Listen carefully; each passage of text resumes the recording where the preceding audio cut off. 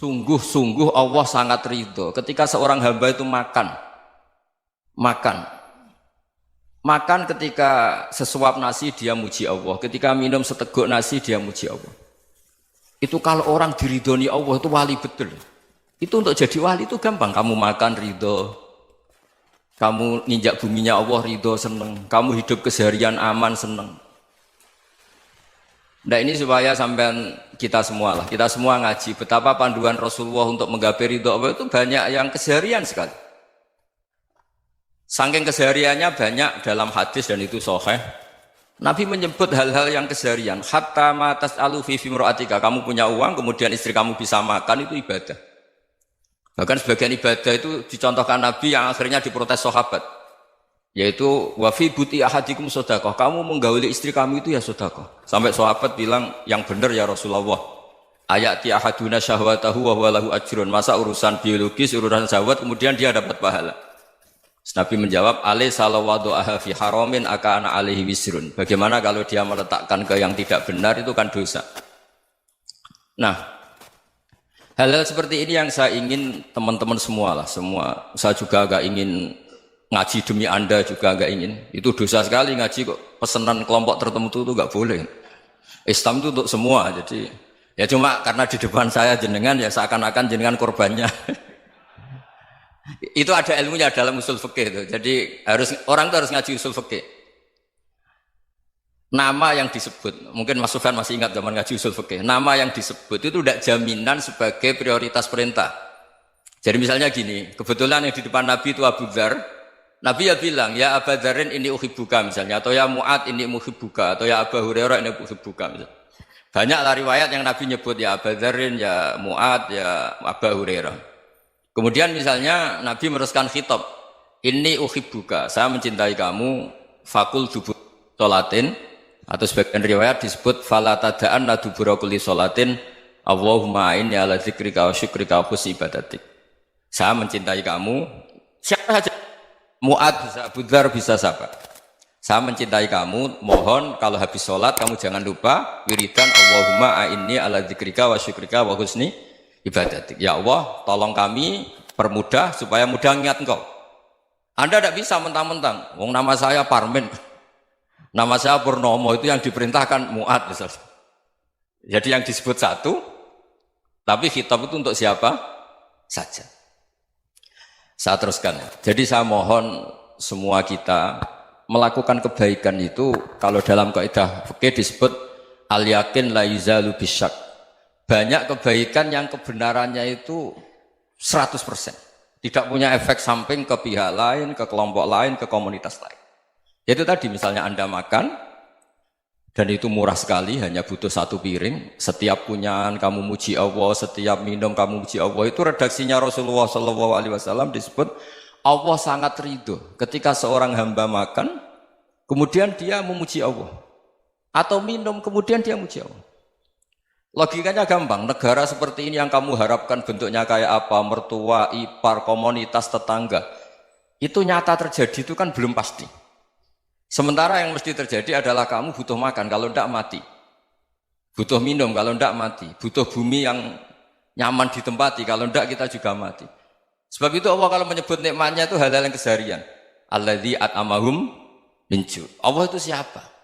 Allah itu yang menciptakan kamu bisa makan. Tidak berlebihan. Allah itu yang menciptakan kondisi sosial itu ideal. Zaman Nabi itu ya ada orang munafik. Orang-orang pilihan Allah itu juga diuji orang sekelilingnya yang macam-macam. Semua diuji sesuai konteks zaman dan waktu. Nah, tapi ada ibadah-ibadah yang selalu disarankan Nabi. Sampai Nabi itu pernah ditanya, ayul islami khairun ya Rasulullah, Islam terbaik itu gimana? Jawaban Nabi itu unik. It'amut to'am. Islam terbaik itu ya makan-makan, santai-santai. Ketika Allah menyebut beberapa kebaikan, falak tahamal aqobah wa ma adrokan apa? Mal aqobah. Terusannya apa? Fakku raqobah. Terusannya apa? Au it'amun fi yaumin di masubah. Ya, itu acara makan-makan itu juga Islam. Kenapa? Ya bayangkan kalau tidak ada makanan, kita mati kan? Kondisi sosial tidak ideal itu Anda masih gak apa-apa. Tapi kalau Anda tidak makan, Anda tidak minum, Kamu punya istri cerewet masih bisa hidup, punya mertua cerewet masih bisa hidup. Tapi kalau tidak makan bisa mati. Berarti penting mana istri sama makan? Penting mana? Makan. Semoga istri Anda dengar, nanti kamu disuruh makan tapi pulang deh. Itu kalau dibahasakan makan masih memahami. Penting mana nasi satu piring dengan istri. Nggak ada nasi mati, nggak ada istri belum mati. Penting mana? Gak berani jawab kan? Nah, ternyata Anda ada garang kan di depan istri. Jadi saya mohonlah, mungkin Mas Sufyan Sauri tadi yang bisa bantulah. Teman-teman tuh ngaji yang keseharian saja. Karena kita nyari ridha Allah itu berdasar firman Allah. Dan firman Allah itu menyebut keseharian tuh riang, gampang. Yaitu tadi misalnya wa min ayatihi manamukum bil laili wan nahar. Termasuk ayat-ayat Allah itu kamu tidur. Maka dulu itu ada guyonan, ada tokoh Mu'tazilah, kelompok dalam Islam yang berpikir manusia itu bisa menentukan ikhtiarnya sendiri. Karena saya bisa duduk, ingin berdiri, berdiri. Karena kelompok ini nggak terima kalau semua kehendak Allah, nanti bagaimana kalau semua kehendak Allah kok ada hisab ya, ada sanksi. Lucunya itu dia akhirnya, ini cerita ya, mencintai seorang perempuan, cantik sekali. Dan itu dia menjadi ahli sunnah itu oleh hal-hal yang sepele. Karena istrinya cantik, ya namanya suami istri itu hubungan intim. Terus ditanya, Mas, masih ingin lagi? Masih. Silahkan diulang lagi. Wah ya tidak bisa. Katanya manusia bisa menentukan yang diinginkan. Itu tobat itu. Itu nggak bisa ditobatkan Mas Sufyan Ats-Tsauri. Orang cantik yang mudah nobatkan orang itu orang cantik. Segampang itu. Akhirnya kita tahu, makanya kalau dalam kitab Hikam itu disebut al-aqil mayyakul madza yaf'alu wa hubi wal ghafil mayyakul madza af'al. Orang yang punya akal karena sadar ini wilayah Allah, semua milik Tuhan. Itu dia tiap hari berpikir, besok Allah akan melakukan apa terhadap dunia ini. Kamu merencanakan sesuatu mau plesir, ternyata gempa. Mau wisata ke Rusia, ternyata perang. Kamu tidak pernah tahu apa yang akan terjadi besok. Wa ma tadri nafsum madza taksibu ghadan. Tapi anda semua kita ini sering punya jadwal permanen. Makanya saya kalau diundang siapa saja, sana takdir. Yang jelas Gus ini acara penting. Ya masih acara penting nak pangeran ngersakno piye? Kok ape dadi pangeran? Kamu kok mau jadi Tuhan? Itu kadang ya kiai. Penting Gus acara ini jenengan harus memastikan bisa. Loh kamu itu yang ngajarin tauhid, sesuatu itu biadillah kok bilang-bilang apa pas? Kalau maksa terus tak tobatkan loh kamu kata saya. Ya kalau gitu Gus bilang insya Allah. Wah itu hati saya, fisik saya, roh saya sudah bilang insya Allah. Tidak usah kamu latih kata saya. Nah hal-hal tauhid keseharian itu gampang sebetulnya. Wal ghafil yaqulu madza af'al. Tapi orang yang lupa Allah dia setiap hari bilang besok apa? Kita bisa melakukan apa? Seakan-akan dia itu aktor, dia penting, dia subjek permanen, dia. Padahal kita ini hanya objek kehendak Allah Subhanahu wa taala. Karena kita yakin sesuatu yang terjadi di alam raya ini kita tidak bisa apa-apa. Makanya saya sering ngaji, sering bilang saya. Ketika Anda mensifati Allah, Dia yang menghidupkan. Sudah itu tanamkan sehingga ketika kita mati santai saja. Kenapa santai? Allah punya cara menghidupkan kita. Zaman kita hidup juga gak tahu caranya ngelola jantung, ngelola paru-paru. Kamu juga gak tahu ngelola oksigen yang tidak beracun, tidak ngandung polusi. Tahu-tahu hidup. Gak ingin tua ya tahu-tahu tua. Gak ingin mati tahu-tahu mati. Selama ini kita hidup juga gak tahu apa-apa sebetulnya. Hanya gaya tok, punya jadwal, punya planning. Kalau kamu bisa menentukan pilihan Anda, pasti Anda istrinya cantik, 4 neriman semua, kona'ah semua. Nyatanya enggak kan? Sudah 1 jelek, cerewet. Oh itu kan, nyatanya enggak bisa apa-apa Anda kan? Dan kamu bawa mati lagi. Itu kan, istri Anda juga gitu, punya keinginan, punya suami yang ganteng, yang jabat, yang neriman, yang enggak poligami. Ya enggak kesampaian juga. Kalau kita ngitung tingkat kegagalan kita itu gagal terus. Ya kan? Nah, terus ingat Allah, madza yaf'alu wa bi. Orang yang punya akal selalu berpikir Allah itu menghendaki apa terhadap saya.